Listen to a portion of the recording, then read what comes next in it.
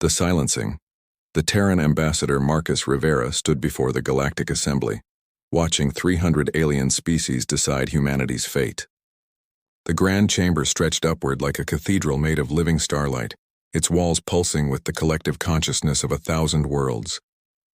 Each species had sent their most distinguished representatives, and now they all stared down at the lone human with expressions ranging from disgust to fear. The High Arbiter Kex Theta rose from its crystalline throne, its form shifting between solid and gas in a hypnotic dance. When it spoke, the words bypassed Marcus's ears and appeared directly in his mind, translated perfectly into every language simultaneously. The species designated as Homo sapiens has been found guilty of possessing inherent aggressive tendencies that threaten galactic stability. The vote was unanimous. Marcus forced himself to remain calm, though his heart pounded against his ribs. Your Eminence, humanity has only been aware of galactic civilization for 5 years. We've shown nothing but cooperation and eagerness to learn.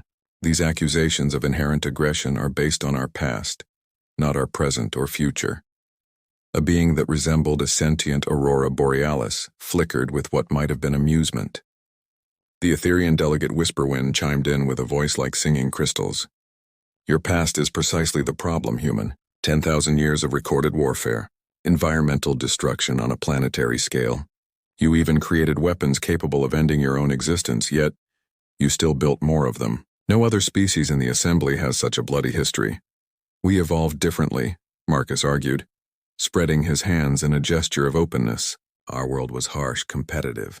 We had predators, natural disasters, scarce resources. Yes, we fought each other, but we also learned from those conflicts. We developed cooperation, empathy, art, and science because of our struggles, not despite them. Our aggression drove us to reach for the stars, to explore, to discover. The massive bulk of Ambassador Gormath from the Titan Collective shifted, causing the floor to vibrate. Its voice rumbled like continental plates grinding together. Pretty words cannot mask the virus you represent. We have analyzed your cultural exports, your entertainment, your literature. Violence permeates everything you create. You glorify conflict, celebrate warriors, and teach your children that fighting can solve problems.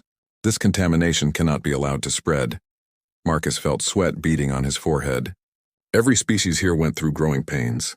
The Etherians themselves admitted to having a warlike phase 3 million years ago. The Quellans destroyed 2 of their own moons in civil wars. Why are humans being singled out? The High Arbiter's form solidified into something resembling frozen lightning. Because you are different, Marcus Rivera. The others grew past their violent phases naturally, evolving beyond the need for conflict over millions of years. Humans have had space travel for less than 2 centuries, and you still carry the same aggressive instincts that your ancestors possessed when they lived in caves. You have not earned your place among the stars through wisdom and patience. You stumbled into space while still primitive, still dangerous. The chamber fell silent for a moment, and Marcus could feel the weight of thousands of eyes upon him. He straightened his shoulders and played his last card. If you fear us so much, then teach us, guide us. The Galactic Assembly claims to represent the pinnacle of civilized behavior. Show us that civilization. Don't condemn an entire species for the crime of being young. The Quarian ambassador, a being of pure thought housed in a mechanical shell, projected disappointment.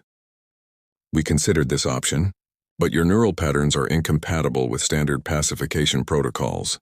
Your brains resist behavioral modification that every other member species has accepted. You cling to concepts like individual freedom and self-determination with religious fervor. These ideas are dangerous, Ambassador Rivera. They lead to chaos. Marcus felt his anger rising but pushed it down. So because we value freedom, because we refuse to be reprogrammed into obedient drones, we're to be punished? That's not justice. That's fear disguised as wisdom. The High Arbiter raised one appendage and the chamber grew colder. The human speaks of justice as if it were a universal constant. Justice is what the Assembly declares it to be, and we declare that humanity shall be contained. The silence protocol will be implemented immediately. Marcus had heard rumors of the silence protocol but never believed the Assembly would use it. You're going to cut us off from the quantum communication network. You're going to trap us in our own solar system. Not trapped, the High Arbiter corrected. Protected. The quantum barrier will prevent any human vessel from achieving faster-than-light travel. Your species will be free to develop within your home system, but you will never again walk among the stars. No communication will pass through the barrier. No trade, no contact, No contamination of other species with your dangerous ideas. This is genocide, Marcus said, his voice barely above a whisper. Without access to galactic trade routes, without the resources of other systems, billions will die. Earth's ecosystem is failing. We need the atmospheric processors you promised us. We need the medical technology to fight the plagues that climate change has awakened. Whisperwind's form pulsed with something that might have been sympathy. Then perhaps your species will learn the value of peace through suffering, or perhaps you will destroy yourselves and the universe will be safer for it. Either outcome is acceptable to the assembly. Marcus looked around the chamber, searching for even one sympathetic face among the hundreds of alien forms. He found none. These beings, who claimed to be enlightened, who preached peace and harmony, were condemning humanity to slow extinction with the dispassion of scientists disposing of a failed experiment. When? He asked finally. The barrier is already being constructed, the High Arbiter announced. You have 6 hours to return to your vessel and cross back into human space. After that, the silence will be complete.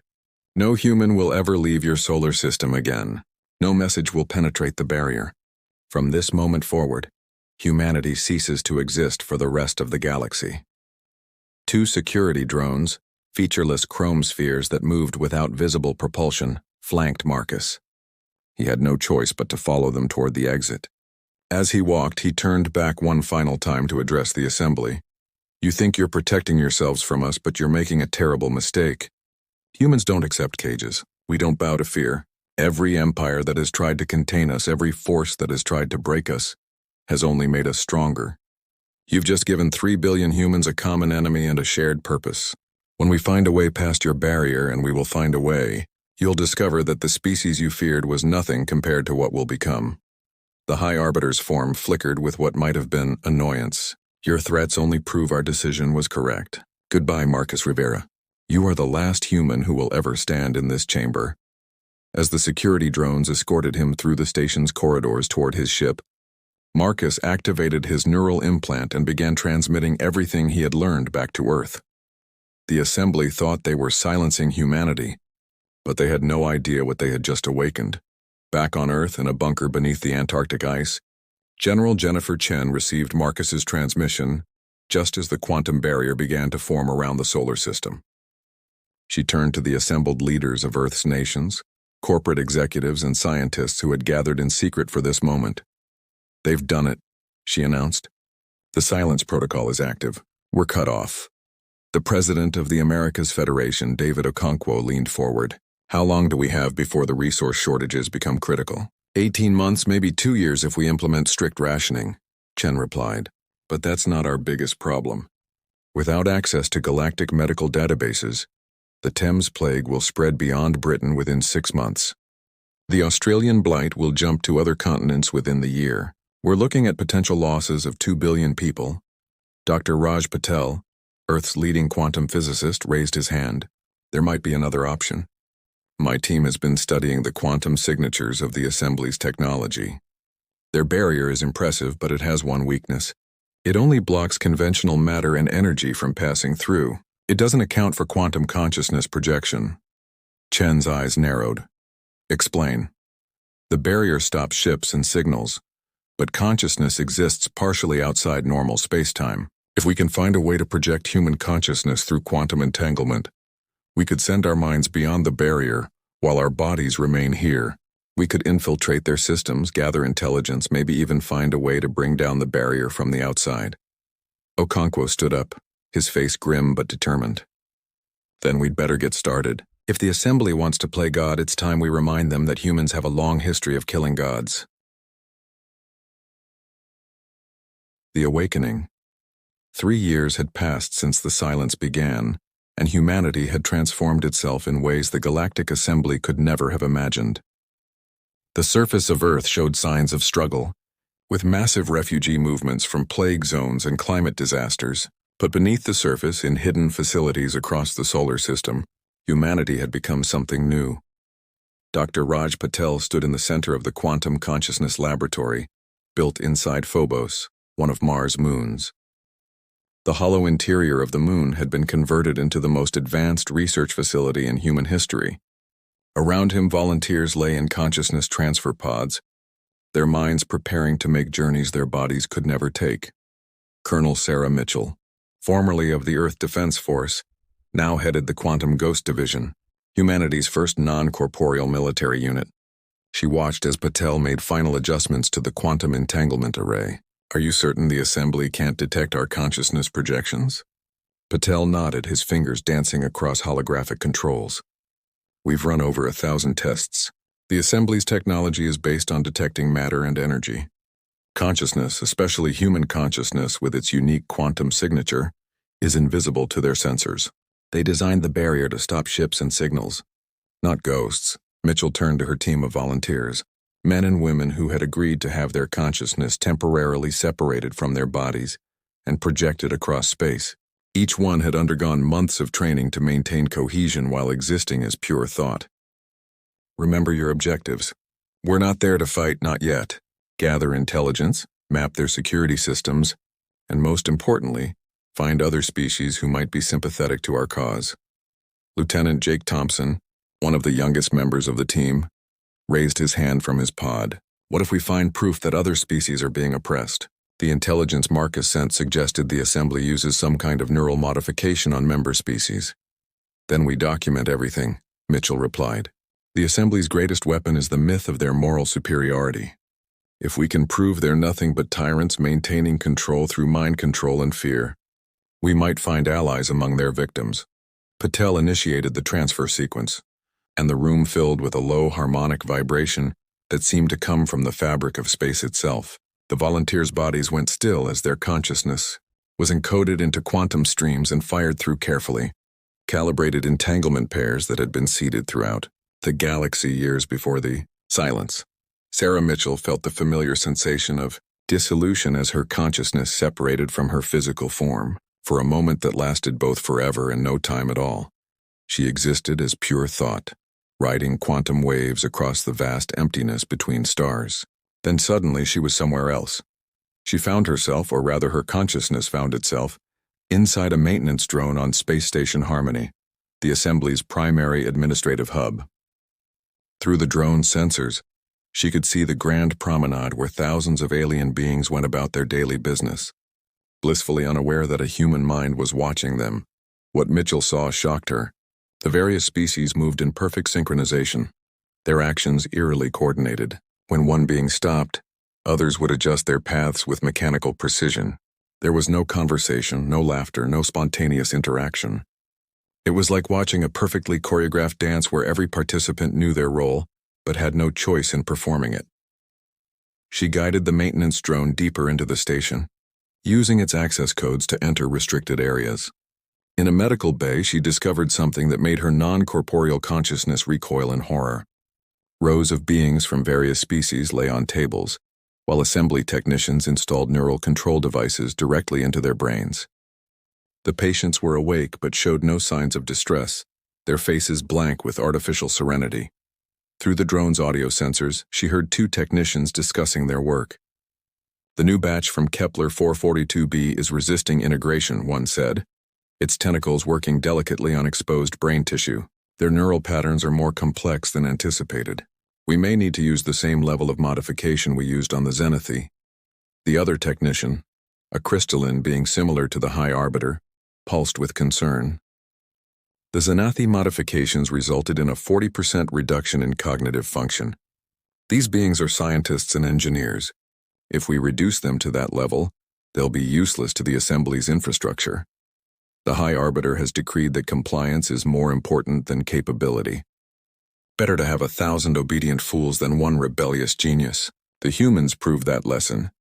Mitchell recorded everything through the drone's systems, storing the data in quantum buffers that could be retrieved when she returned to her body. She moved on, finding more evidence of the assembly's true nature. Economic manipulation, forced genetic modifications, entire species bred for specific purposes like living tools. The peaceful galactic civilization was nothing but a carefully controlled prison, where free will had been surgically removed from trillions of beings. In the assembly's highest security section, she discovered something that changed everything. A data archive containing the history of the Galactic Assembly's formation showed that it had begun not as a peaceful alliance, but as a conquest by 3 ancient species who had discovered how to modify other beings' consciousness. They had spread across the galaxy like a virus, converting every species they encountered into willing slaves. The most shocking discovery was a file labeled Human Anomaly. Mitchell accessed it and found decades of research into why human consciousness resisted modification. The conclusion was terrifying in its simplicity. Humans possessed a quantum consciousness trait that the Assembly called destructive creativity, the ability to imagine and pursue possibilities that didn't yet exist. Every other species thought within established parameters, but humans could think outside reality itself. This trait was apparently contagious. Prolonged exposure to human ideas could awaken similar patterns in other species, breaking the Assembly's control. That was why humanity had to be silenced. They weren't just a violent species. They were an antidote to the Assembly's entire system of control. Mitchell was preparing to withdraw when alarms began screaming through the station. Her presence hadn't been detected, but something else had. Throughout the station, beings were stopping their synchronized movements, looking around in confusion as if waking from a long dream. Some began speaking in languages that hadn't been heard in millennia, their neural implants sparking and failing. The virus of human consciousness had somehow spread through the quantum field itself. Every mind Mitchell had touched, every system she had accessed had been infected with humanity's destructive creativity. The perfectly ordered station descended into chaos as thousands of beings suddenly remembered what it felt like to think for themselves. Back on Phobos, Mitchell's consciousness snapped back into her body. She gasped, sitting up in her pod as Patel rushed to check her vitals. "What happened?" he asked. "The quantum field is going crazy. It's like something is spreading through it." Mitchell grabbed his arm, her eyes wide with realization. "It's us. Human consciousness isn't just resistant to their control, it's antithetical to it. Every time we project through the quantum field, we leave traces of our thought patterns. We're not just gathering intelligence. We're spreading freedom like a virus through their entire network." Patel's face went pale as he understood the implications. If the Assembly realizes what's happening, they'll try to destroy Earth completely. The barrier won't be enough anymore. Mitchell stood, steadying herself against the pod. "Then we'd better move fast. Contact General Chen. Tell her Operation Prometheus is a go. If the Assembly wants a war with humanity, they're about to learn why our species survived everything Earth could throw at us. Across the galaxy, on hundreds of worlds, billions of modified beings were experiencing something unprecedented. Dreams, imagination, anger at what had been done to them. The Assembly's perfect order was crumbling, and at the center of it all, trapped behind their quantum barrier, 3 billion humans were preparing to show the galaxy what happened when you backed humanity into a corner. The High Arbiter stood in the emergency session of the Assembly Council, its form flickering with unprecedented agitation. "The contamination is spreading faster than we can contain it. 17 systems have reported spontaneous neural implant failures. The affected beings are exhibiting human-like thought patterns, questioning authority, demanding autonomy, creating unauthorized art and music." Gormath's massive form trembled. "We must destroy Earth immediately, breach the barrier and sterilize their entire system before this infection spreads further." Whisperwind's aurora-like form pulsed with fear. "We can't. The barrier was designed to be impermeable from both sides. We locked them in, but we also locked ourselves out. It would take decades to dismantle it safely." The High Arbiter's form solidified into sharp, angular shapes. "Then we have made a catastrophic error. We haven't contained humanity. We've given them time to evolve, to adapt, to become something we cannot predict or control, and now their consciousness is spreading through quantum space itself, awakening the very traits in other species that we spent millennia suppressing. On Earth, General Chen stood before the assembled leaders of humanity's resistance. The quantum consciousness projections had been more successful than anyone imagined, but now came the real challenge. "Phase 1 is complete," she announced. "We've confirmed the Assembly's true nature and spread the seeds of rebellion throughout their space. Phase 2 begins now. If we can't break through the barrier physically, we'll destroy it from within. Every human consciousness we project carries more of the virus. Every mind we touch remembers what freedom feels like." President Okonkwo stood, his face grim but determined. "What about the plagues? The resource shortages?" Our people are dying while we fight this shadow war. Dr. Patel stepped forward with a tablet showing complex calculations. The consciousness projection technology has an unexpected side effect. Humans who undergo the process return with enhanced cognitive abilities. We're solving problems in days that would have taken years. The Thames plague vaccine is ready for distribution. The Australian blight has been contained using quantum-modified bacteria. We're not just surviving, we're evolving, Chen nodded. The assembly thought they were dealing with the same humans they observed 5 years ago. They have no idea what we've become. 3 billion minds united in purpose, enhanced by quantum consciousness, driven by the one thing they fear most: the human refusal to accept defeat. She turned to a holographic display showing the galaxy, with red dots indicating where human consciousness had infiltrated assembly systems. Ladies and gentlemen, the assembly wanted to silence humanity. Instead, they've turned us into the one thing their perfect order cannot withstand: the voice of freedom itself. And we're about to get very, very loud. The nightmare the Galaxy Council had tried to prevent was beginning, but not in the way they had expected. Humanity wasn't coming with ships and weapons. They were coming as an idea, a virus of consciousness that awakened the suppressed potential in every species it touched. The orderly galaxy was about to remember what it meant to be truly alive, and humanity would be there to guide them through the chaos of freedom.